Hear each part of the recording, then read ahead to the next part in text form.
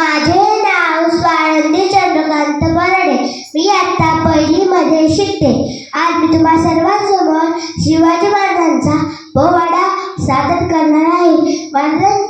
शिवाजी महाराजांची कीर्ती बेफाम होती. महाराजांची कीर्ती बेफाम भल्या भल्यानं फुटला गाम. याला कोण गाणी असले दरबार पुस्ती बेगम. बडी बेगम म्हणजे आधी आणि शहाची आई बरं का. नजरेत तिच्या अंगार दरबार झाला गप्पगार. उडी घेईना पुढाकार साऱ्यांनीच मानल्या. इतक्यात अचानक एक सरदार उठला, बोलला हम लेंगे शिवाजी को. और त्यानं विडा उचलला. नाव त्याचं अफजल खान. हे नाव त्याचं अफजल खान. जिथं जातं जणू सैतान. खान बोलला छाती ठोकून, शिवबाला डाकतं चिडून. मरब्बा सुभानअल्ला कौतुक झालं दरबाराचं. खान निघाला मोठ्या कुंडीत. त्याचं गोळ दळ पायदळ फौज फाटालय बक्कळ. अंगी हत्तीचं बळ पाहणारा कापे चळचळ. वाटेत भेटे त्याला चिडी ठेचीत खानाची सेना निघाली. गाव लुटलं, देवळ उद्ध्वस्त केली. आया बहिणींची अब्रू लुटली. कोण रोखलं हे वादळ. आता शिवबाचं काय करणार. इकडं निजाम तिकडं मोगल पलीकडं इंग्रज.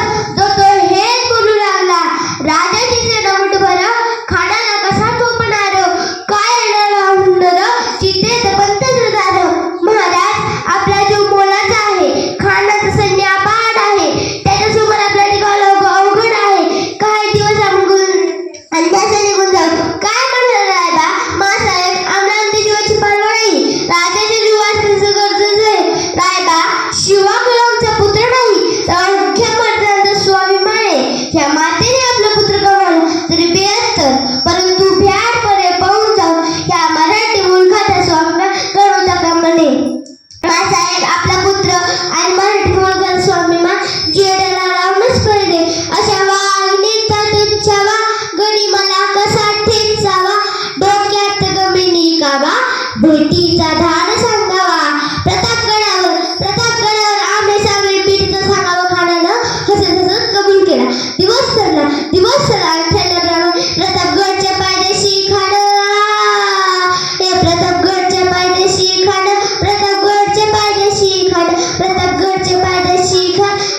आला भिमान नाही त्याला जाण. शिवाजीराजांच्या करमतीची. शिवाजीराजांच्या करमतीची. शिवाजीराजांच्या करमतीची. त्याची नाही जाणीव शक्तीची.